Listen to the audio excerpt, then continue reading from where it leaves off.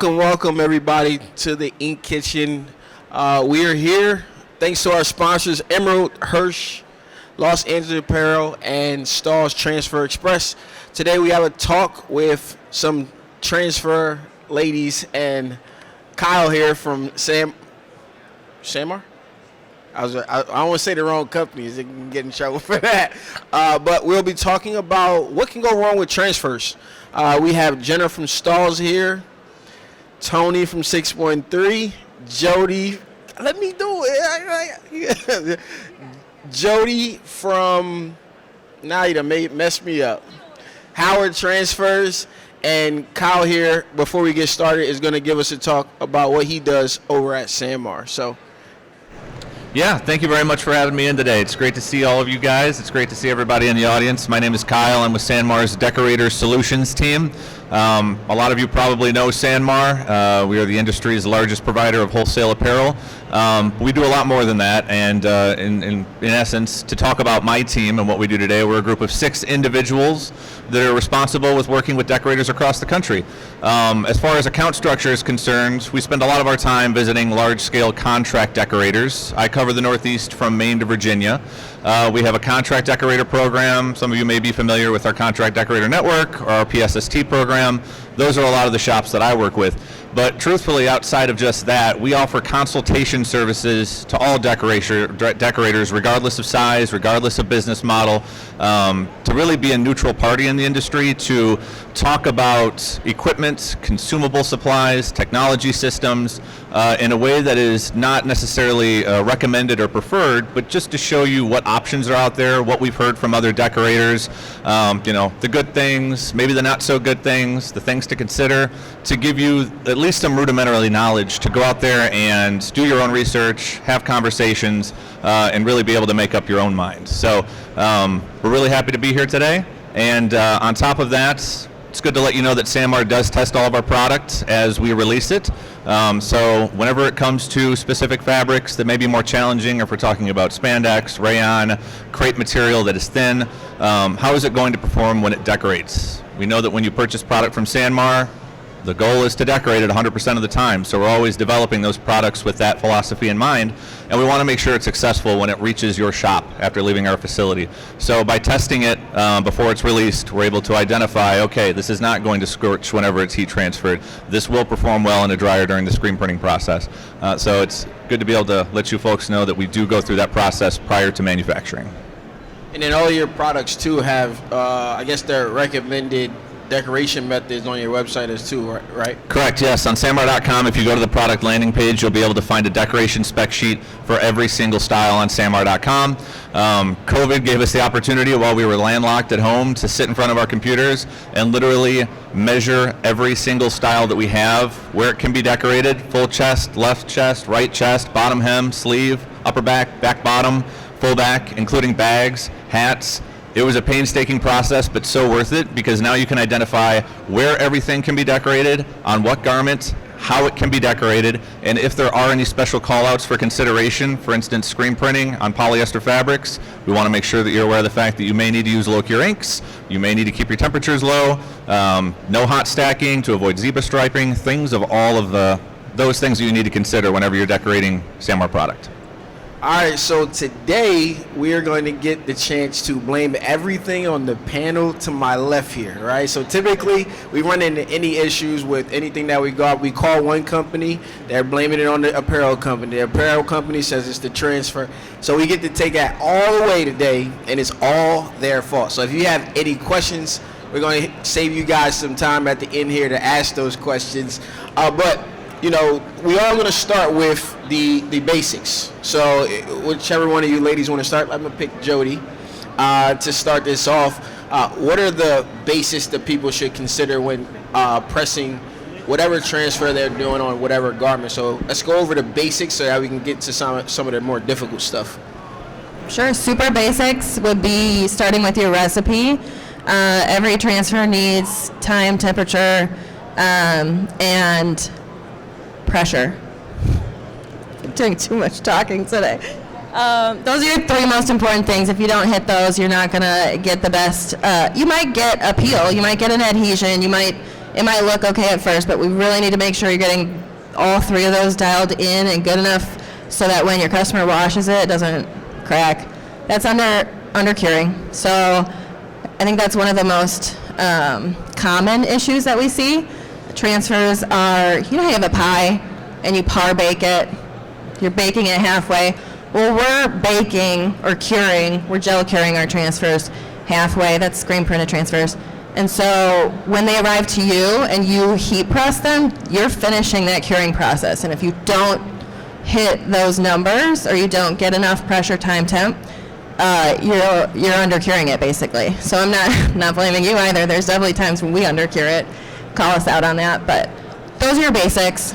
Those are your very basic recipe. And every company out here with transfers, they have their own recipe. So don't just assume, hey, everything applies at 3:30 for 12 seconds or 8 seconds or whatever it is. No, everyone has their own. So we're all gel curing to a different degree, right? And so then your end process is different. And I see so many times when Facebook groups are awesome, don't get me wrong, but I see so many people ask a question on there, hey, this didn't apply, what did I do wrong? And there's 20 answers and they're all like, well, that's a hot peel and it applies at 310 for this many seconds. And like, the person didn't even say where they purchased it from. You don't know. So very specific recipe from each supplier up here, and just making sure that you follow those. I get that question all the time, and I think the catch-all is like 320 for 15 seconds until it doesn't work. And then it's something that normally press at like a high temperature. But we definitely, those are things that we definitely got to keep track of. So Jenna, what are you seeing from an artwork standpoint today? All of this digital art, everything that we're able to do, what are some of the things that people can do to get a better quality transfer when it starts with art? That was a confusing question, but I'll take it anyway. All right, so starting with artwork, if we're talking to, let's talk about our, number one talked about transfer in the industry right now, and that's direct to film, right? We're all hearing a lot about it. We're either already working with it or investigating if it's something we should invest in or just keep outsourcing as a custom transfer. And that technology is going to be able to handle a lot of really great artwork out there. You just want to make sure that, you're using the right resources and making sure your clients are providing you with the right resource as you are working with them on that stuff. But as far as elevating goes and taking those direct-to-film transfers to the next level, direct-to-film can solve a lot of challenges for us, but the bottom line is we need something that's going to help us have a lot more profit opportunity, and that is beyond direct to film, right? We can achieve a lot with it and provide a lot of solutions to our customers with a single product, but if we want to make more money, we got to set ourselves apart and offer something a little bit more unique. We can find that in special effect transfers like emblems and patches, whether that's leather, liquid embroidery, or liquid metal, and chenille, suede, you name it. You walk the show floor, you'll see a lot of varieties of patches, and we have to make sure that we're meeting certain specs for these things. The beauty of that is if you have a custom provider doing that stuff for you, it'll, as you're uploading your artwork, it's going to kind of mark it and say, hey, that's not going to meet specs for production or whatever it may be. So in a broad sense, as long as you're using your standard PDF vector type art and creating what you want, you can pretty much do anything as far as heat transfers goes. But what it really boils down to, taking it to the next level for more of those elevated prints, like you said, you'll want to be a little bit more careful on the intricacies and the fine details of every little thing. So working with your customer on that stuff is important. All right, Tori. Am I saying it right? Tony? Oh my gosh. I just asked Jenna. Anyway, sorry. I got a I had to put a hoodie on because it's really cold back here. I don't know why. But I had a very, very unique print on my left shoulder here that somebody just pointed out to me. What are things that people should consider when trying to press in obscure locations or locations that's not easily accessed with the regular 15 by 15, 16 by 20 clamshell? That's a really good question, especially say, you're referring to upper shoulder, so you're going to look at seams, right? When Jody was talking about pressure, your seam is going to offset that pressure, and it's going to make it so that you think that it's the full 60 PSI or whatever is recommended. Oh, even closer? Sorry. Can everybody hear me? Thank you. So we're talking about pressure, and if you've got a seam, if you're trying to do, a sleeve, upper neck here, your seams are going to get in the way of that pressure. So it's going to feel like you're doing the full 60 psi, but the thing that's hitting 60 is actually the seam itself. And now your heat transfer is not getting the benefit of that pressure, and even though it might actually apply, it might not wash the way that you want it to wash. It might not last the length of the garment that you want it to. So there's certain things that you can do about it. If you're able to take the platen and make the seam fall off the platen, that allows you the full set of pressure. Or what you can do is use little, I use honestly a mouse pad, anything that's going to allow you to raise up where your heat transfer, that way the heat transfer hits the heated platen first. That's going to give you the full offset for pressure and going to make sure that it's going to last the length of your garment. Nice. All right, Kyle, going into the garment selection, I think if we want to talk about adding more revenue into our business, we got to get outside of the T-shirt, right? So looking to press on some jackets and some of the more heat-sensitive products out there. What are you seeing that challenges that people are running into or decorators are running into when it comes to decorating some of those other things like jackets, whether they got water-resistant jackets, what is it, DRW? DWR, durable water repellent finishes. So how does one go about decorating some of that stuff when it comes to like sports teams and different things like that? Yeah, whenever you step outside of the realm of T-shirt decoration with heat applied, and we're seeing it trend like crazy, you start to run into more unique fabrications. More unique fabrications means more unique opportunities for failure, and it usually means our product decoration solution form is filled out, and you might get a call from me if you're in the Northeast. So ultimately, you have to take into consideration what fabric content am I working with? Is there polyester? Is there spandex? Is there rayon? Is there nylon? These are all heat-intolerant fabrics, much more so at least than 100% cotton is. So take into consideration what the fabric is, and then also take into consideration what your consumable is, depending on where the transfer came from. Are they happily married together, or is the heat transfer not going to find success when being decorated on a piece of outerwear that has a DWR finish? You can look at opportunities to just kind of remove the DWR coating on a piece of outerwear. If you're just looking to put a left chest logo on a soft shell jacket that has waterproofing agents on it, you can apply isopropyl alcohol to that little spot right there. After a little bit of a rub, you should be able to take that DWR off, and then you can apply that logo where it needs to be, and the remainder of the jacket still maintains its waterproof integrity.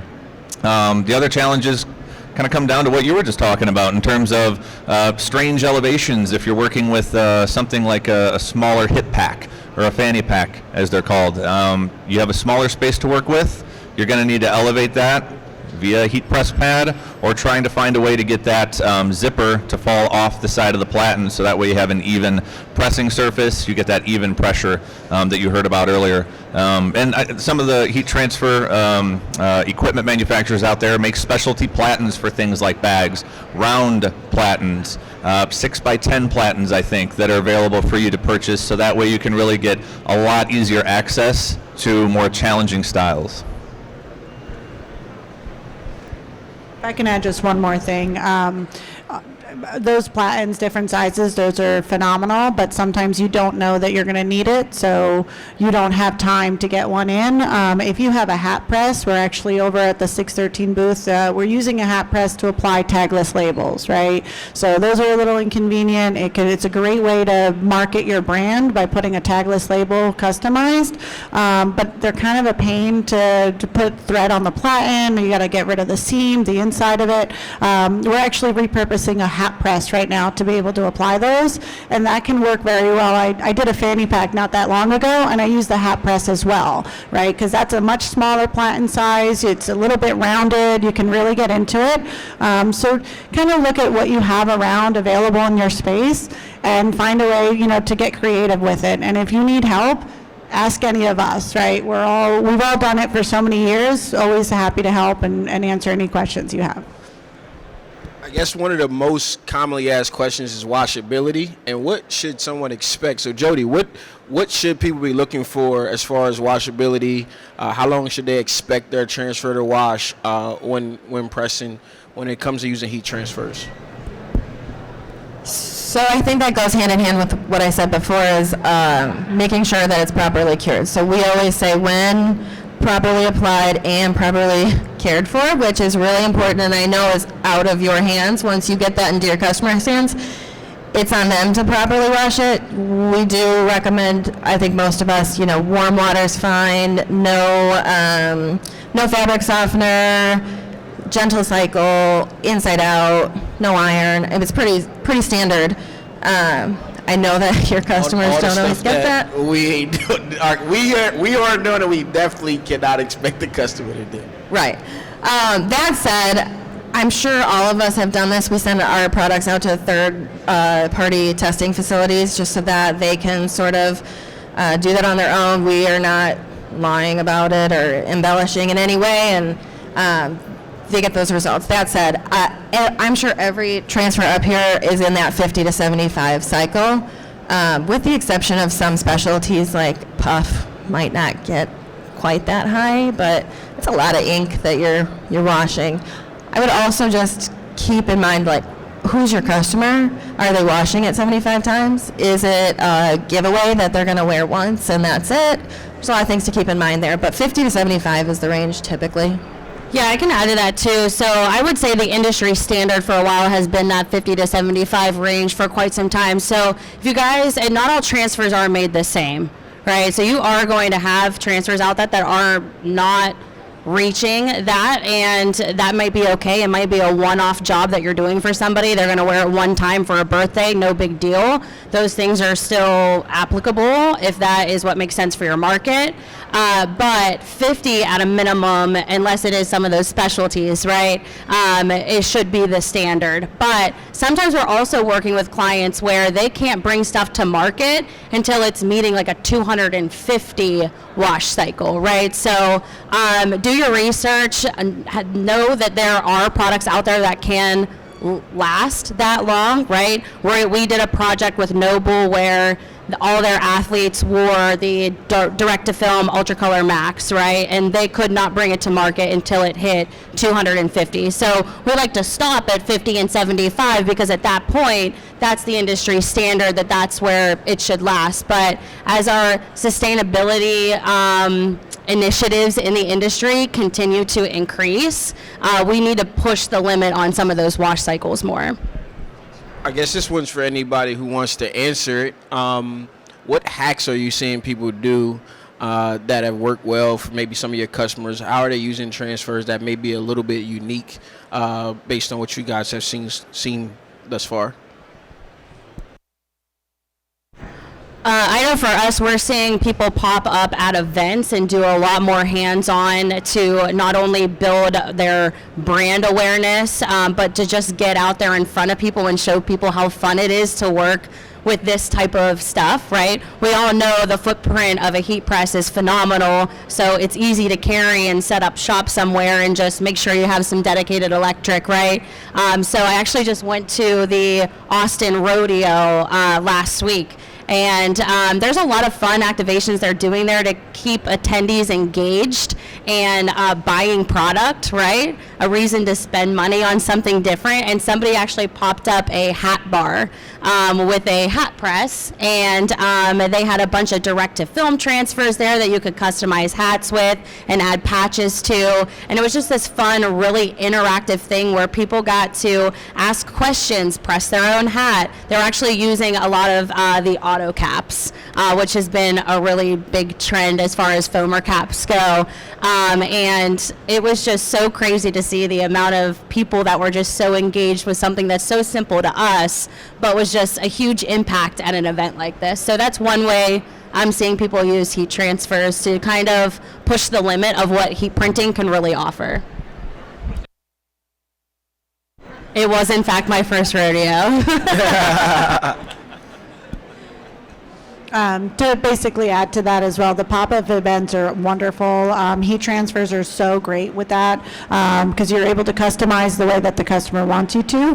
We're doing a lot of sports things recently, and what I'm seeing is that they're utilizing our different transfers and utilizing the fact that we all offer just a wide variety. So you could do a standard screen print transfer, get a really high quantity of, say, like one sports team name or a bunch of numbers, and then they're utilizing our DTF to do like one-offs personalization, even for sponsors. So you're able to kind of really cost effectively take a garment that would have just had maybe a team name and a number, and now all of a sudden you're personalizing it for that particular team member, for that particular sponsor, and you're really adding value and that, you know, your client's going to appreciate and also pay for. So you've got a good way to customize those things and a really good way to personalize it. So that, I guess that's not really a hack, but it's definitely something that we've been seeing more and more of. I just think transfers are the hack. You know, they are the hack. If you're a screen printer and you don't want to screen print anything other than under 50 pieces, transfers are the hack. If you want to decorate a backpack, transfers are the hack. Kyle, I think today I would like to learn something from you in a sense of what you see at big shops that you go out and visit that maybe a smaller person could probably learn from or implement. Anything workflow related or anything like that that you've seen that may help some of the smaller people using heat presses?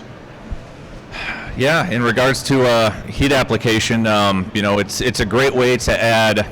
And let's you know, be completely upfront and honest here. When we're talking about contract shops, we're talking about shops that are running on smaller margins, right? So volume is the name of the game here. They need to put out a lot of product to make money. They don't get a margin on the shirt typically. The margin is coming through on the decoration. So you're talking about needing to decorate more imprints on more garments in order to really just keep your business moving.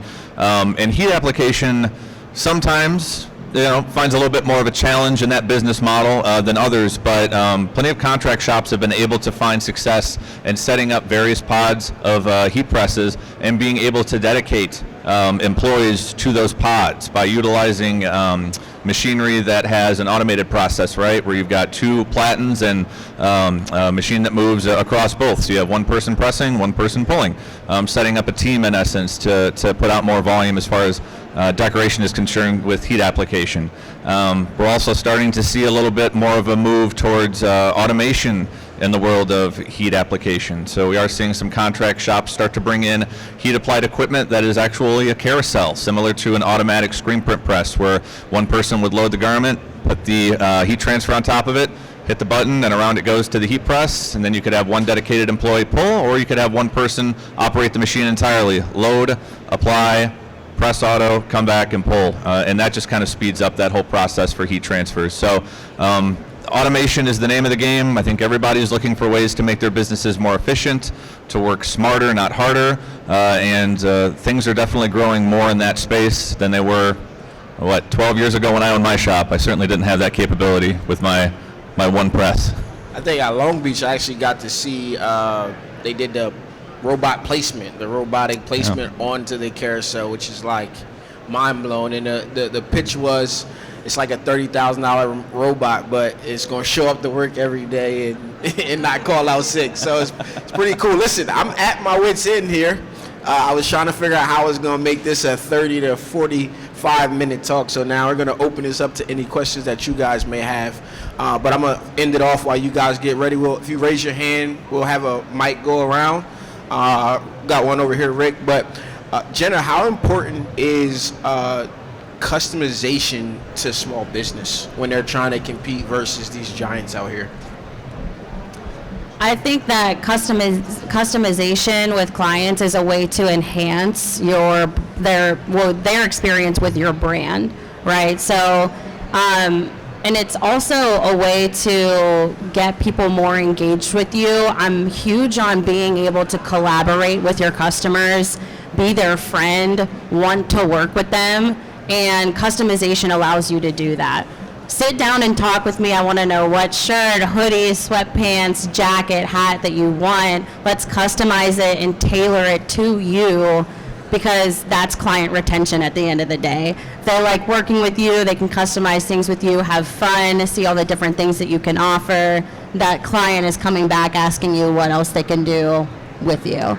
And it's super easy to customize, right? There's so many options out there, and yeah, we have those options that are at high minimums, but we're starting to see those minimums drop, which is a godsend, right?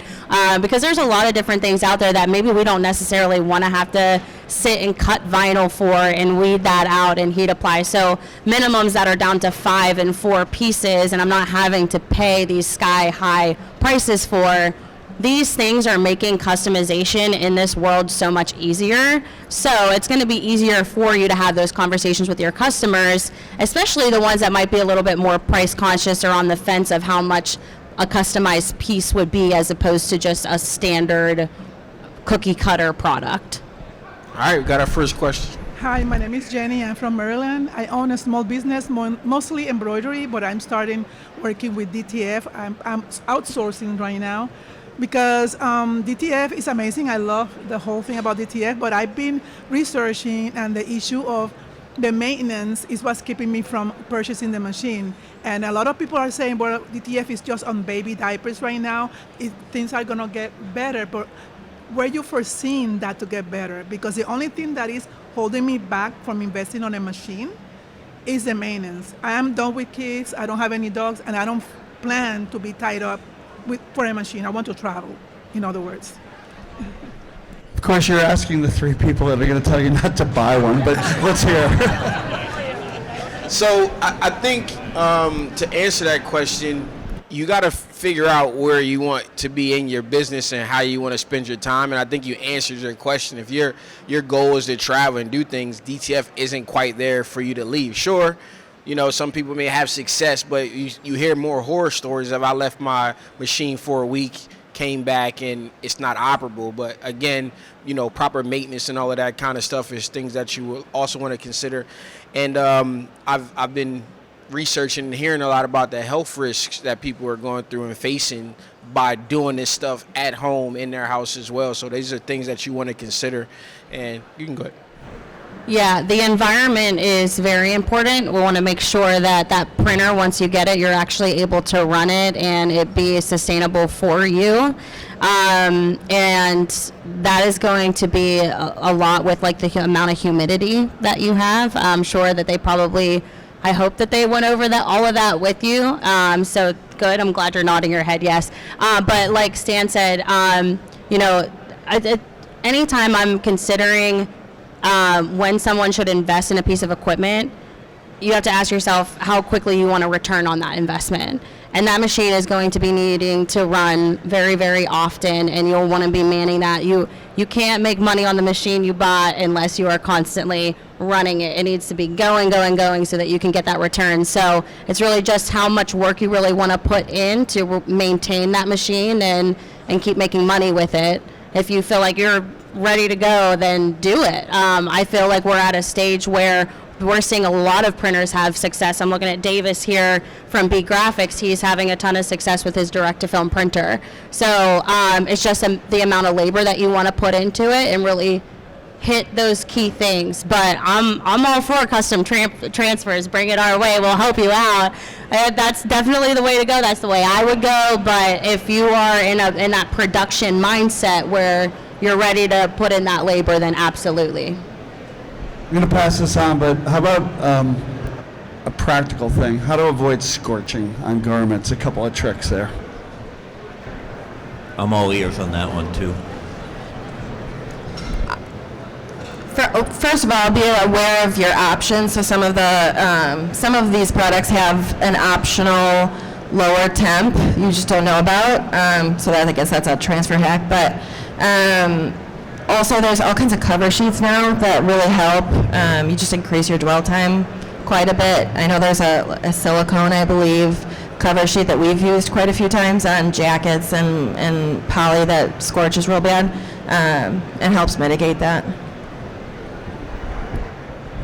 Yeah, and you're talking about, are you experiencing that square box on a regular basis? Are you getting lines? You're getting the square box? Yeah, the dreaded square box. I remember the first time I experienced that in my shop prior to my current life. A lot of it does have to do with temperature, and again, we talk about those heat-sensitive temperatures. You're probably going to experience this more on polyester blends possibly, spandex, certainly tri-blends with rayon. Again, the cover sheet element, trying to protect it as much as you possibly can. There is sometimes a little bit of a solution that our team recommends, especially if you're not pressing mini garments. If you've got maybe 6 pieces that you're dealing with, I think there's product out there like a adhesive, like a thermotape or something like that, where you can actually apply it and then turn the garment inside out and then apply it upside down. Does that sound crazy to you guys, or is that something that would potentially avoid the scorching on the outside of the garment? It doesn't sound efficient. But like I said, if you've only got 6 pieces, Jenna, 6 pieces. Yeah, I mean, anytime I think about it, I'm going to press anything that has 50 plus amount of polyester content or any type of synthetic. I immediately am thinking, okay, my temperature should not be over 280. If at that rate I am still experiencing scorching, then I think we need to visit, okay, what is my pressure? Is my pressure dialed in too heavy? Is that what's causing that horrible heat print mark? Can I dial that back? And at the end of the day, it's really going to boil down to what transfer you're using, because you can't just take any transfer and drop it down to 280 and dial that pressure back, right? So make sure you're sourcing the right transfer that's going to call out 280, light pressure. That will help eliminate it. If that's not doing it, then bottom heat, all right? We talk a lot about dual heat at Stahls because we have a lot of technology through Hottronics. Thank you, Hottronics. And the engineers there, because they've thought of an underheated element platen that will actually apply the adhesive from the inside so we can avoid turning it inside out, right? And it'll cure the adhesive from inside the shirt, and then we're coming down with that upper platen for the pressure, right? So that's going to be a little bit more efficient and eliminate some of those like Nike dry fits and Under Armours. We know that those polyesters, they're just putting something else in those ones, right? So that'll help with it.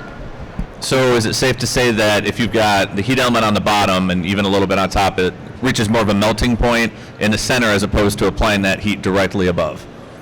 Safe to say. Okay. Good job.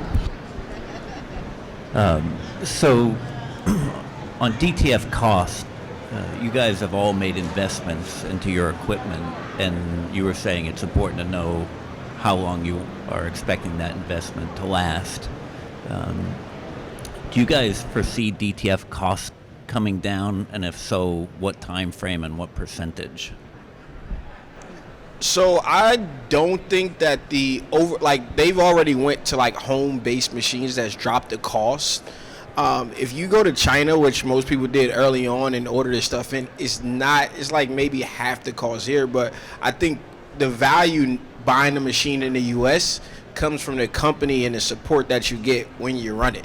And the time that you're not going to have to spend, because to talk to somebody in China at 12 o'clock at night, 2 o'clock in the morning, in order to get your question answered, that conversation through a manufacturer was going to take you an extended amount of time to even get a simple answer because you're up and not sleeping.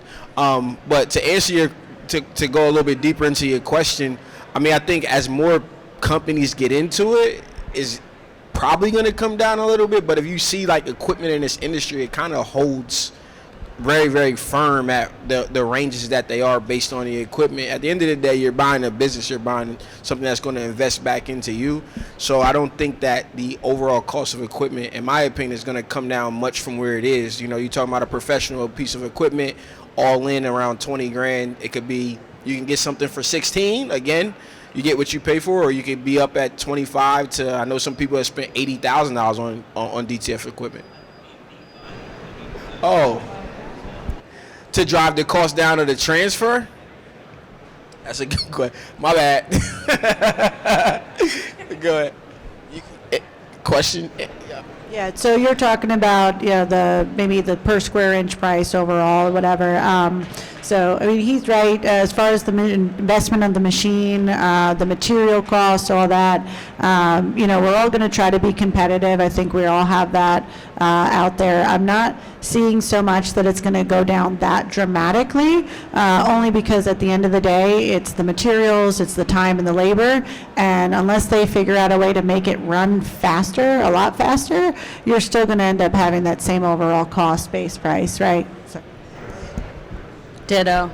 Well, to add to that Said it too is, perfectly. when you buy from a reputable company, I mean, you can find transfer companies that might sell it to you for 2 cents, and maybe 2.5 cents per square inch, where the market says they should be at 5 or 6 cents per square inch.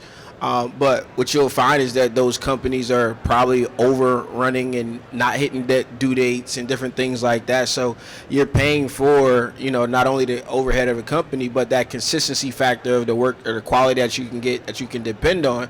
Because if you order a 2-cent transfer that you needed in 5 days and it comes on the 5th day and it's wrong, you just lost a lot, or whatever that job may have made you in your pocket. So it's a lot more that goes into it than just the actual materials of what you're paying for.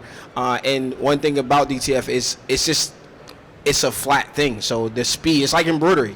No matter, all you can do is add more heads, and all they can do is add more heads as far as like print heads or printers, and actually able to keep up with the demand. So it's one of those things where I don't see that even changing much, and I think Stahls was the first company to come in and kind of set that standard.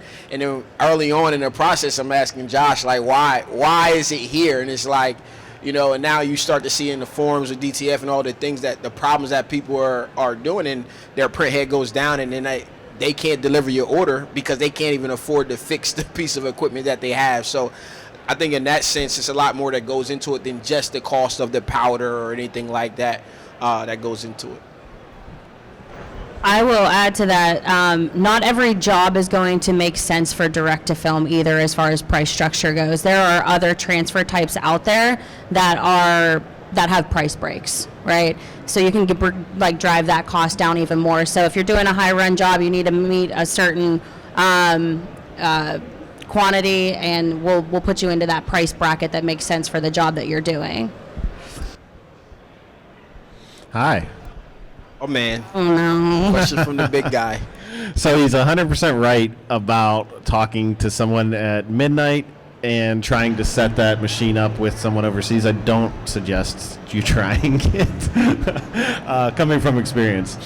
But what my question for you guys on the panel is, or ladies and Kyle, where are you getting your inspiration from of designs, right? We have all these cool technologies. How can this crowd look at different industries, or where should we look for inspiration for new artworks or new decoration types or placements? Jenna, go. Where do you like to shop? What brands do you love? What would you want to wear?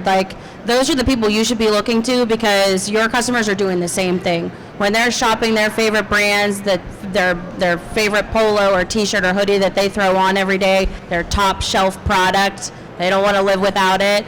Why? Is it the quality of it? Is it the print? Is it the art? Is it the finish? There's a lot of inspiration in retail, and I'm not saying, don't get into any licensing issues, right? But use that as inspiration. Those guys are out there. They're staying ahead of those trends. S&S Activewear, Sanmar, AlphaBroder, they're doing a good job of setting the tone in the industry of what trends we should be looking at, from Bella and Next Level and LAT and Lane 7, right? And we're able to look at those blanks and find art and inspiration to complement those blanks, right?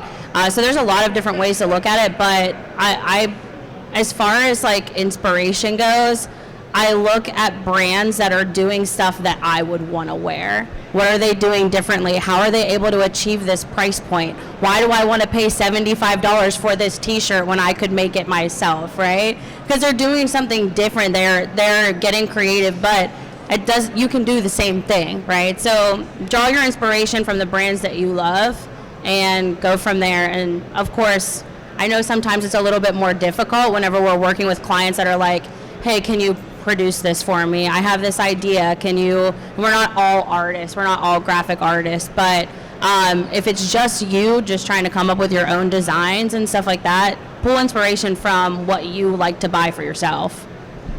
Yeah, so Jenna is right on point.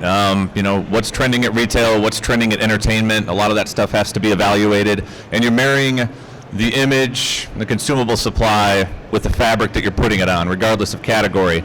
I know our merchandising team at Sanmar works tirelessly in just evaluating trends. We actually have a trend editor at Sanmar, and her responsibility is, to identify what's trending in fashion and in what people are wearing, but it's also in how people are living their life. A lot of that dictates what you wind up wearing.